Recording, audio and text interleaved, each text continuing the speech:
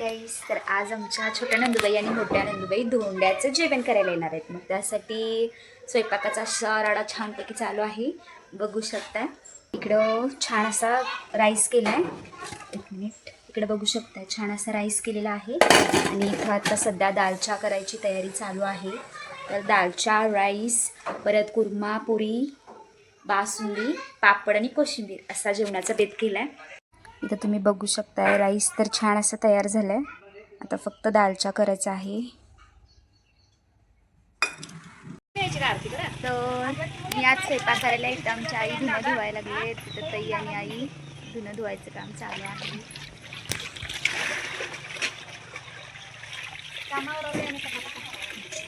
आज स्पेशल आहे आमचं, असं गप्पा मारायचं काम चालू आहे. तर बघू शकताय तसं झणझणीत दालचा तयार झालेला आहे. तुम्ही बघू शकताय.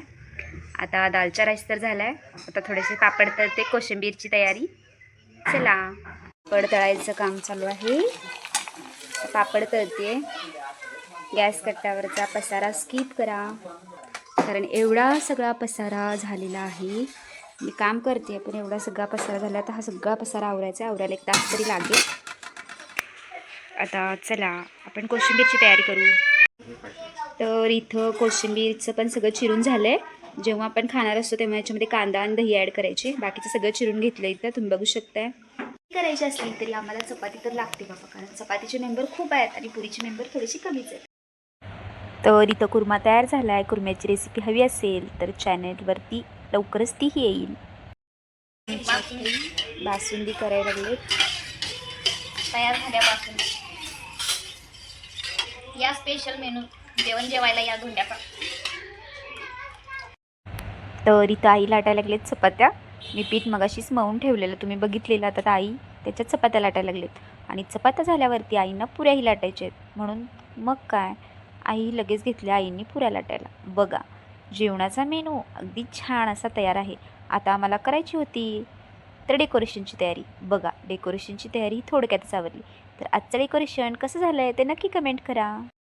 तयारी करून लगेचच आम्ही घेतली कार्यक्रमाची सुरुवात करू. बघा, येथे आई, भाऊजी आणि ताईंचे पाय धुवत आहेत.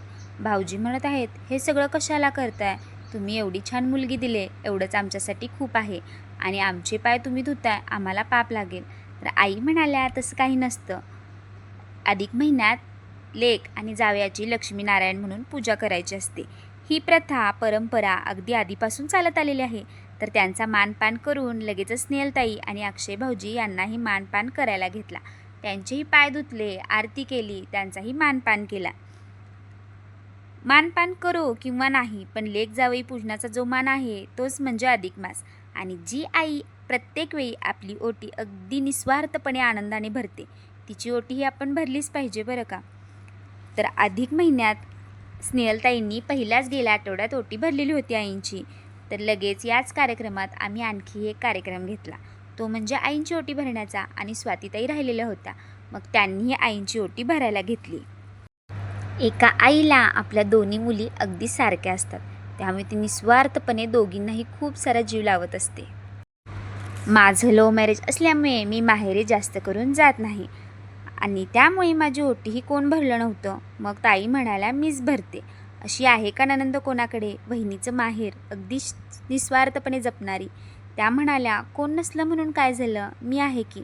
आजपर्यंत आम्ही दोघी ननंद भाऊजांसारखं कधीच राहिलो नाही, तर आम्ही राहिलो आहे मैत्रिणीप्रमाणे राहत आलो आहे. आणि त्या तर प्रत्येक वेळी आईचं, मोठ्या बहिणीचं कर्तव्य पार पाडत आल्या आहेत. अशी ननंद मिळायला खरंच खूप भाग्य लागतं.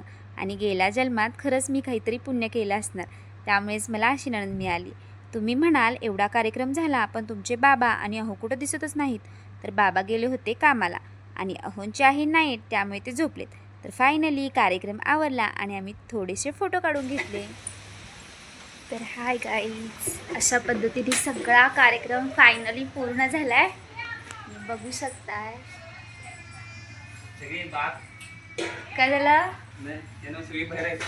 कार्यक्रम फायनली पूर्ण झालाय. तर चला, आजचा ब्लॉग कसा वाटला कमेंट करून नक्की सांगा. भेटू अशाच एका नवीन ब्लॉगमध्ये. Bye bye.